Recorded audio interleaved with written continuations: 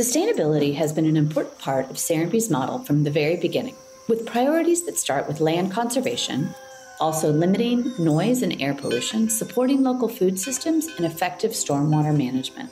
In this episode, Steve and I sit down to take stock of Serenbe's achievements to date and look ahead to the future. Specifically, we're looking at how communities like ours can achieve net zero carbon emissions by expanding solar efforts and also taking a hard look at rural transportation infrastructure. This conversation is based largely on an article that Steve wrote for Drawdown Georgia, which is included in our show notes, and I highly recommend you check out. So let's get to our conversation today with Steve Nygren.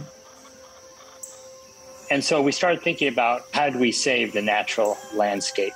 And of course, the first reaction is to buy the land, and you could only do that to a certain point. And so that led to really thinking about the bigger issues. Hey, Steve, welcome back to Serenbe Stories. How are you today? Thank you, Monica. I'm good. Today, I thought that we could dig into all of the philosophical and environmental solutions that have been baked into Serenbe from the beginning, and what we're sort of playing with an idea of a roadmap to zero, meaning how could we take homes and potentially sections of the community to net zero? I thought it'd be a really interesting conversation to get other people to understand what we've done, the challenges, the solutions you've come up with, and then think about what kind of future we want to see here at Serenbe. Sounds great. And net zero means different things to different people.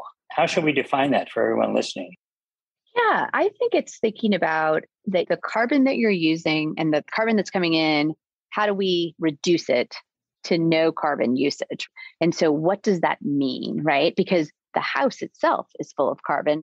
Do we need to buy offsets, or do we need to buy materials that are low or no carbon when they're coming into the house? I think there's a lot of questions there, but I know that mostly what we've really focused on to date has been energy usage.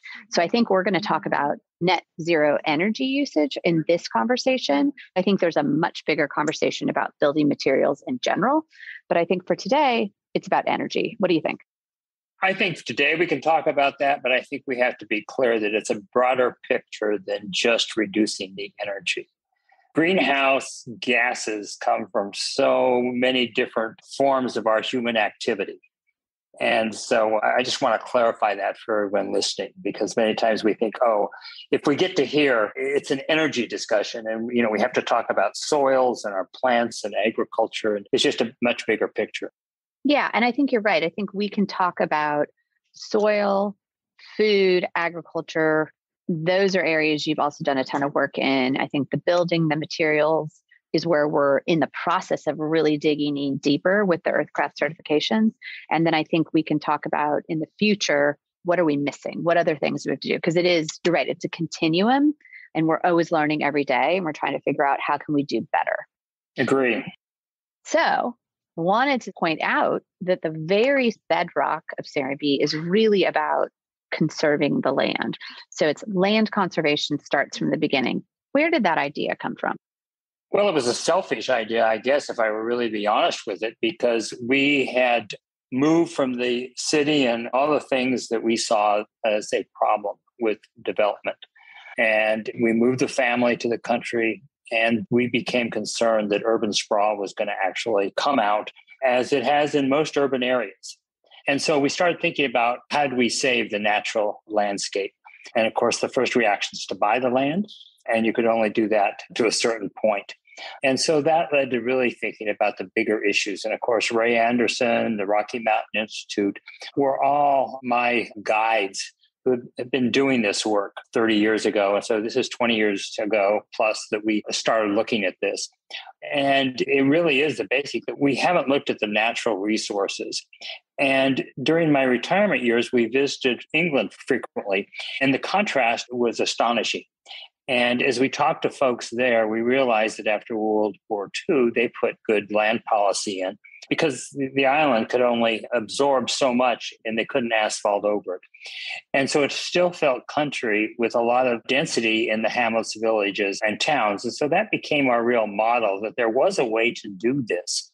Why not do it in the United States? And so that was as we sort of moved into from worrying about our own backyard to, oh my gosh, this is really a global problem that we are looking at. And I think by saving that land, by conserving so much of the land's trees, forests, and farms, those do become carbon land sinks. So that's a great point to your earlier note that is another way that we're storing tons of carbon annually. I think there was a story with the trees back with the Atlanta Business Chronicle that on the 1,000 acres, it stored 1.3 million tons of carbon annually, which is incredible because of the preservation of land. And we all know this. We hear about the effort to save the rainforest. Well, we also need to save the forests in and near our urban centers. It's the very thing.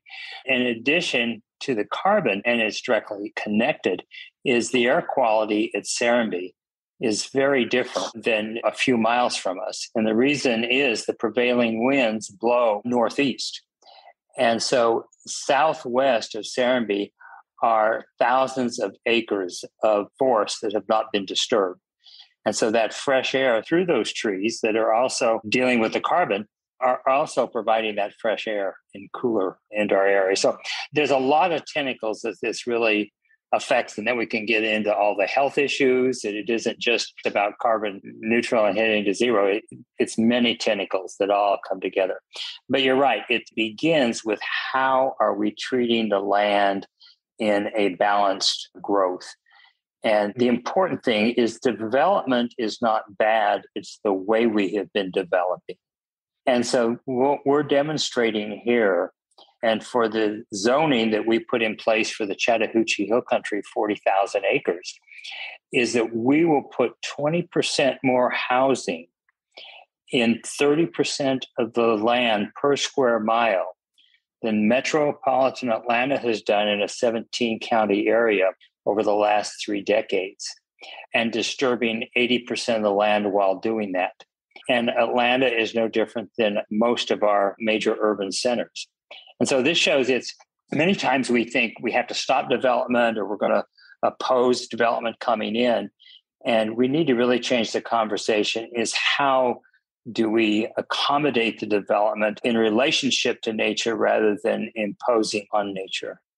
And I think that's the very first step that you took. And I think that is really interesting because it's a very common sense solution, but people just aren't doing it. Now, you mentioned the houses on top. So once you knew we're going to preserve the land and we're going to build houses, high density on the remaining land, why did you choose that you wanted to have it certified? What certifications were out there to have the building certified for energy reduction, water conservation, as well as sort of having the best building materials? What was available and why Earthcraft? So you have to remember that we're in the year 2000 that we're looking at this. And it's amazing how far we've come in 22 years. At that time, Southface was really one of the few leading voices and organizations hosting a conference, bringing in thought leaders and talking about this. Many people are not aware that Earthcraft certification predated LEED certification. The Green Building Council was just working on this, but actually Southface had a certification program for residential early on. But we wanted to both learn and be a leader in these spaces. So being local, being really going to all the Southface, Earthcraft was the natural certification. So from day one, we had all of our houses were required to be Earthcraft certified. Our first commercial building was the Blue-Eyed Daisy, and we stepped forward to be LEED certified there. Now, you do not normally see LEED certification on a small commercial building because the Blue-Eyed Daisy is like 1,000 square feet. And I believe it remains the smallest silver LEED certified building to this day. I haven't checked on it lately yet. I think there's a information center somewhere that's actually gold certified that's smaller than that. But when you do a small building like that for LEED certification, it's more for the effort of doing it rather than actual making sense. That was our guidepost that has become now the way we're doing it. When Earthcraft wanted to test certification for communities, we were one of the 5 or 6 that participated in that. I was convinced I was going to be terribly embarrassed because there was a lot of points towards being near transit. And of course, we're out here in the country. And so I participated as a good sport to be part of the program. And to my surprise, because of our relationship and what we've done in land conservation, stormwater, wastewater, we ended up being the top scoring, even topping the scores on those that are located on top of transit. So this proves, I think, that you have to look at the big picture. We too many times focus in on one or two silos and think that is the answer. And it's not. It's how does this all tie together? Right. Well, actually, the fact that you brought up stormwater and wastewater, talk about both of those. Let's start with stormwater because that sort of ties into the land planning a little bit. Typically, what do cities or what do communities do with their stormwater and what's different here?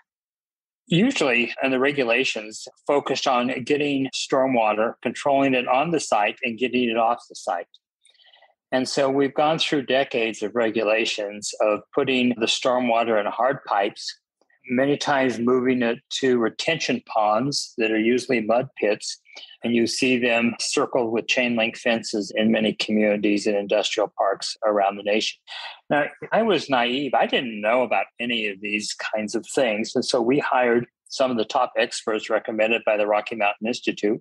And our stormwater expert happened to be Bruce Ferguson, who was at the University of Georgia, has written many books on stormwater regulations. And so we engaged Bruce to really work with our civil engineers on what the ideal environmental system would be. He cautioned me that these systems aren't really approved in the United States, that they have several of them. They've tested them in other countries.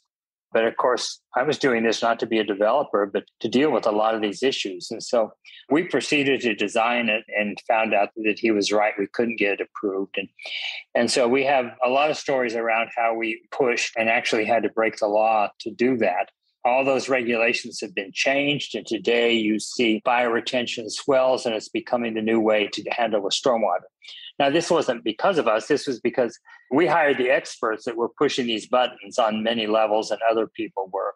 It just takes a long time for regulation to get changed, unfortunately. And that's where we were at the beginning of that change. And so we were able to do it, and everyone sort of turned their back as we proceeded to have some of the first bioretention stormwater. And now we have several examples of how that can be done, from dense areas to in the woods. So the whole idea is, you get especially your stormwater that falls on your streets, which tends to be full of pollutants. Get that cleaned as fast as you can. You want to slow down the water so you get it into these swells with plants so that by the time it reaches the streams, it's percolating in and it's been cleaned through the natural resources of the layers of the earth and the plant and root matter. It's a very natural way. In the old pipe way, the water never had a chance to cleanse itself, and it built up speed. And so wherever it came out, whether it was a pond or our tributaries, it caused more damage when it finally hit wherever it was headed. And I think that's why you'll see most of our urban centers have turned their back on our tributaries or buried them because they were a mess. And as we turned our back on them, people dumped their tires and their used batteries, and they become more of a dump land. And that's why it's costing so much now to clean up the tributaries, as we now see our streams within our cities are a huge asset. And I think cities across America are really putting a lot of effort into doing that. Yeah, no, I think it's really interesting. You do see it pretty regularly now. And we've talked about on this podcast and others that the Old Fourth Ward is a great example of making it an amenity, something that was sort of piped away and behind fences. And now it's this incredible park that's really surrounding that retention pond that people maybe don't even realize that what that's being used for. That's right. And it costs the city less to do it that way than it did because they priced out the traditional way. And the only reason that it really happened is because it was so much more affordable at the time. And now I think everyone sees the asset. So that's one of the great early examples. Yeah. Well, sticking to water just for a second, the other thing that was really interesting, again, this was from the very beginning, the way you decided to treat the wastewater is completely unique. It is a sand filtration, natural way to treat it. There's no chemicals. It's not dangerous. There's nothing bad going on there. Tell us a little bit about where that came from. Because that, again, just like the land conservation, just like the Earthcraft certification, and knowing you wanted to do something unique with the bioretention of how the water moved throughout the community, you also knew you wanted to handle the wastewater in a different way. Very forward thinking. So where did that all come from? And was this another expert that you stumbled upon, or how did that happen? No, this was a reaction. We stepped into it because as we were dealing with the rezoning for the 40,000 acres, and we have a podcast that takes you through that whole process, as we had the Fulton County Planning Department and various folks on board, the wastewater public utilities tried blocking it. And we found that they had already done a complete traditional sewer system for the 40,000 acres and had used the future users as part of the bond to expand the wastewater treatment plant in South Fulton. Now, that would have allowed urban sprawl. That's where it happens. It's that first sewer line that runs to some place that everyone can tap onto, and that's the beginning of sprawl. So we realized that we could not allow a traditional sewer system into the area and that we had cluster development. And so we looked at those alternatives of individual systems. Now, package plants that are common are not really very environmental. They don't operate to the standards that I think they should. And at the Rocky Mountain Institute, the group of folks they brought in September 2000, one of the people was John Todd. John was the creator of the Living Machine. In this, or in last century, I guess, he was one of the really forward-thinking people about water. And so John introduced us to Michael Ogden of Natural Systems, and we looked at independent systems that would be required at that time for the Chattahoochee Hill Country. And that is what led us to designing this system with constructed wetlands. And there are all cells that moves the effluent water through various cells and then into sand filters and then used for irrigation. It was first of its kind to be approved in the Southeast. And the only one that I'm aware of that comes close to the same standards is the Water Hub at Emory University. Oh, interesting that Emory has that. And so that was something that were they doing that around the same time, or was that something newer? No, they were doing that later. Nice. So moving off from water, but staying with sort of land-based, the other thing, again, from inception, you knew you wanted was a farm. I know that you guys had grown your own food and all the homes you'd lived in and really believed in fresh and healthy food, obviously, because of all of your hospitality background. It was hugely important. But why a local farm? Why set a farm in a community? I mean, that really, really wasn't happening at all in 2000. It wasn't. But as I mentioned, I never intended to be a developer. This was all a reaction to saving the land. And once I realized that we were actually going to step into the role of developer, what were the quality pieces that we want to bring? So we've talked about this idea of high density and having the balance of the open fields and the saved lands. And so what then are the components that really made a community? And that's where we identified art and agriculture and education and health as the pillars of the community. I grew up in rural Colorado on the edge of Denver, and I thought back about what our community was like back then. And these were all important natural things that just happened. But we have many times forgotten these things, and especially our food and who grows it. And so we felt it was important to have a farm. Prairie Crossing preceded us, and we were anxious to see what they were doing with both stormwater and agriculture. And their farm is often a corner. So it was a great attribute to the community, but it wasn't integrated into the community. And I felt it was important to really pull it in. And growing up on a farm, that seemed like a natural thing. There was a perception that farms were smelly and no one wanted to live next to them. And that could be true of industrial farms that use a lot of chemicals and you do have the odors, but not so of an organic farm. And so, yes, we were the first, I believe, in the last several decades to actually put a farm next to the houses. As you know, Monica, you walk out your backyard and you can talk over the fence to the farmers and watch them. And that just didn't happen. It just seemed natural. We didn't realize that it was the beginning of a trend. And I believe a New York Times reporter came to do a story and she termed it agrihoods, and it's kind of stuck. I'm not sure what we like it, but it's certainly a trend. You talk about agrihoods and everyone in the developed community knows what you're talking about. Yeah, which always helps to try and explain who and what we are. That definitely is an incredible aspect. But I think an important part too, it isn't just the fenced farm, because we brought edible landscaping into the community. So we have the blueberries at the crosswalks. You have the service berries, apple trees, peach trees, figs, to the nuts, pecans. And so our food sources shouldn't be these fenced areas that are remote by strangers. It should be part of our community. That was one of the big things that just seemed like a natural thing to do. And as you know, it's one of the huge things. I mean, blueberry season, my goodness, it's amazing what a community builder that is. Yeah, well, and then just we know with the importance of soil health and how important that is for the climate. So I think having that local farming beyond the education and knowing your farmer and the fresh food is making sure that our soil is being taken care of and we have crops to grow. We have those local foods.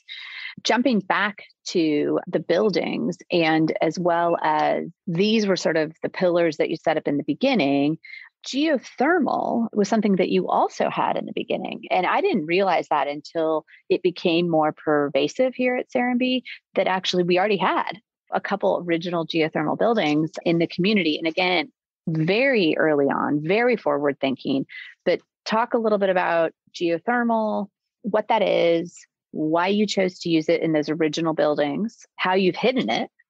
And then now it's a requirement for all new homes. So I think it's an interesting arc of saying, like, I'm going to do it as a demonstration. I'm going to give you the choice, and then it's actually required. Well, here again, it was, as you're looking at various solutions, from my naive builder standpoint, a foundation was reducing energy demand. We were very interested in that. And then another thing I was worried about was noise pollution that deals with how we do our garbage, and especially the air compressors that were very noisy.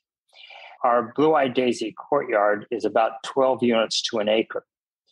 And because there's a courtyard on one side, a street on another, and they attach, and some are higher looking over the roof, where on earth would we put air compressors that wasn't disrupting?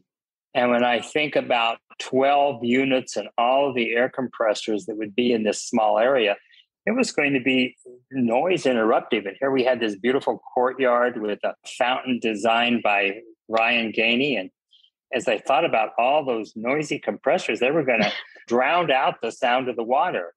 And so as I started asking some of our folks, well, what's the solution?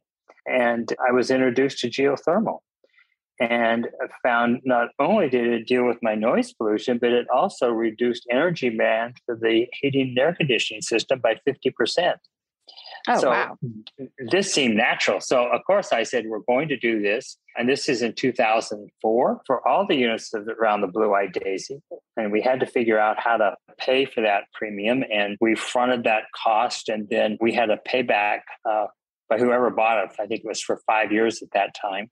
I put it on our townhouse that we built then. And I thought this was just such a natural thing that everyone would, of course, want geothermal. But I soon learned that that wasn't the case. People had a tendency to look at the expense and not the long-term or the benefits. And so a few people would do it. Any of our builders doing what we call spec product, where they were getting a loan to build a house to sell, the banks wouldn't give them a loan for that premium. So that was a non-starter. Several years into it, we were recognized as a leader in a lot of these areas, and Bosch located their information and experience center at Serenbe, where they brought 5 of their product lines, from their tools, their kitchen appliances, their geothermal solar. And they brought people from around the world to see that. And I thought, man, this is such an incredible education place. We'll actually buy in. But I found the suppliers, as well as people looking at it, tend to look at it in silos.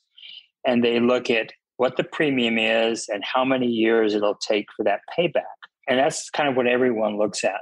In partnership with Bosch, we built a demonstration house. And so, of course, it had to be Earthcraft certified, which reduced energy costs by 35%. It was geothermal with the Bosch geothermal, and that reduced their energy for HVAC 50%, which resulted in about another 35%. And because we'd reduced the overall capacity by almost 70%, the solar that was put on the house was 1/3 the amount that would normally be put on a 2,300 square foot house. So that reduced the cost for the solar. You can watch the meter on that house run backwards. And granted, when we sold it, it was more expensive than an average 2,300 square foot house. But when they got an 80% mortgage on that house, the increase in the monthly mortgage payment was less than what their power bill would have been. And so it's cash positive month one. So it's misleading to look at the savings and then the premium cost and figure out it's a 5 to 7 year payback. Right. While that is true, if you look at actually cash flow, it's cash positive month one. Right. And I think that sometimes you've got to flip the script a little bit with people and have them think differently. And so, like so many things, when we're headed towards reducing energy demand and headed towards net zero, many times we do not qualify the quality of life, the effect it has. And I think that's I wish and I hope we at some point can monetize the improved health, mental and physical, from some of these environmental things. But I think the silence of the geothermal is one of those things. And if you talk to anyone who's lived in a home, and especially a neighborhood with geothermal, where you open your windows in the spring and the fall, and you hear the birds and everything, versus your and neighbors' air compressors, it's very hard to go back. I've had a couple of people one person moved within Serenbe from a geothermal home to a non-geothermal home, and they didn't realize the difference. It's one of those things that we get used to both, but it's hard to go back from being in a silent geothermal home and yard to one that has the noise. Well, and tell us about the transition you made from making it a choice, knowing that it wasn't an easy straight line explanation for people, and it was hard to get them over that hump of understanding the cash flow positive. So what was the solution there? How did you finally move it so all new builds were starting to be required? I think it was maybe 2017 started.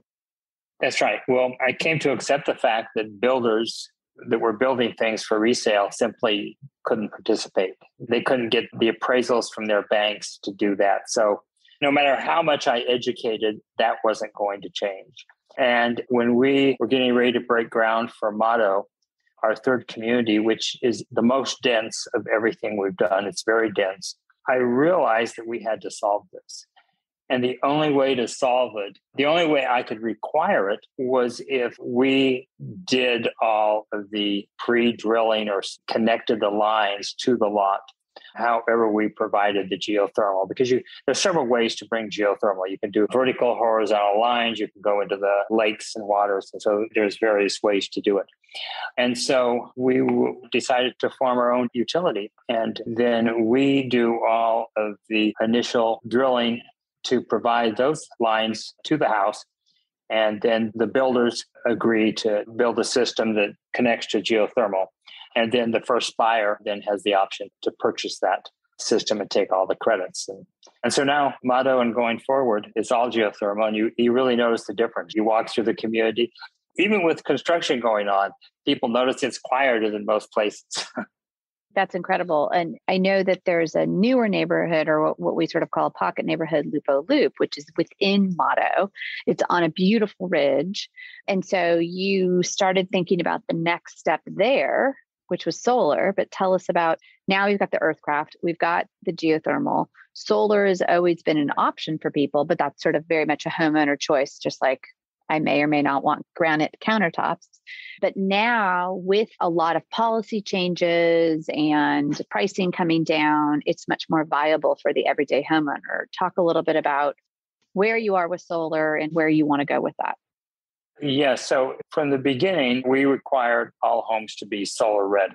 Now, we probably didn't define that, and we didn't even know what that meant. I realized it needed a shaft running up to the roof, and maybe that was it. And now remember, we're talking 20 years ago. As I did some of the analysis, I realized there was a lot of pros and cons to solar. The entire life cycle of the panels in those days were not necessarily environmental. And I had problems really requiring it. And there was a big price difference. It was a real premium that I had trouble justifying 20 years ago. That, of course, has changed. The whole life cycle of solar is much more environmental to where I can feel good about it. So we want to look at how do we take this to the next step. So beginning with Loop-a-Loop, all architects have to design the roof so that it can hold adequate panels and the orientation to handle the load to make that house net zero. So that is a new requirement of all architects moving forward designing at Serenbe. The other thing that I think is fun, Monica, is we have more solar than people realize. And many times I'm touring people talking about this. They say, why not solar? So I just start pointing it out, and they've been down a street and they hadn't even noticed it. So yeah, it is true. When it's designed into the house, it's very different than when it's plopped on houses. Yeah. No, I think that's true. And I think there's no reason not to do it at this point. So the architect is required to sort of build it in and consider that and how it's going to work. But the homeowner still has the choice, right? Now we know that it really truly is solar ready, if you will, like it in a more defined way. And that also includes ready for backup batteries and ready for EV charging. So I know those are a little bit of two different areas, but we sort of bundle them together as these homes will all have the ability to do those three things. Do you think you're going to require it in the future, or where's your head on that? Where solar is very different than geothermal is it has to be done at the construction. You can't add geothermal at a later point. It makes no sense. Solar, you can add at any time. And of course, the technology and prices are constantly changing. I constantly debate where we are on requiring that because it can be added and we're making it as available and as affordable. Now, should we decide, and there's a huge debate about improving the existing grid system versus supporting microgrids. Should microgrids become a feasible thing, then it would be advantageous to actually require solar and a battery backup per house. Because if we can reduce the demand per house, then your microgrid is a lot more feasible. And for a community, we're a perfect test because we've been reducing demand. So our demand by the national average, Georgia average, is very low because of our certification requirement and now geothermal requirement. We'd be a perfect candidate. And should conversations around microgrids move forward, then it would make a lot of sense to require solar with battery backup. Have you thought about doing, I don't know if this is the right term, solar arrays like in a field, or has anybody even in Chat Hills had that consideration, considering we have so much land and there is now conversations about co-locating solar and ag or solar in animal production? They just raise the panels higher and they're underneath it. Have those conversations at all been had? And are they feasible? Absolutely. We've thought about that. There are conversations, and amazing, Georgia, I believe, is one of the leaders now in solar farms. Really? Yeah. No, please confirm that. We'll check it. We'll look. Yeah. But Georgia is one of the leaders. And that's huge thanks to Ted Turner, and Lauren Rutherford Sayedale for pushing that forward in the Georgia legislature and the Southern Company understanding the future of solar. Now, everything that has been done with those solar fields does feed into the grid. So you still have the grid issue to deal with in those cases. So no, solar fields are becoming much more common. Now, my philosophy is that if you reduce the demand on individual buildings and house, that addition isn't going to be as great as we think. So we do not have to put acres Now, we have to put those acres to adapt to some of our poorly designed homes and buildings of the past. But as those get retired, and that happens faster than we realize, then I'm not sure we need these huge arrays if we require each individual building to really come close to net zero. And if you look at the Living Building Challenge, that is what is required. And so as people realize that this makes economic sense, then I think you're going to see that whole thing shifting. In this whole net zero conversation, the first thing people think of is solar fields. But the first thing you have to think about is reducing demand and making each building as self-sufficient as possible. Right.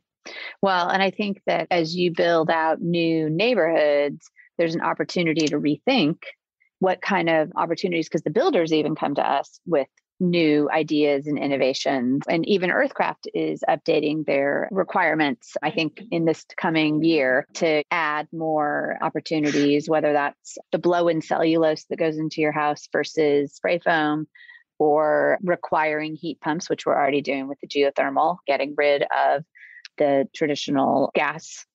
Anything else that you're thinking about as we move forward that would love to see happen, even if it's not today?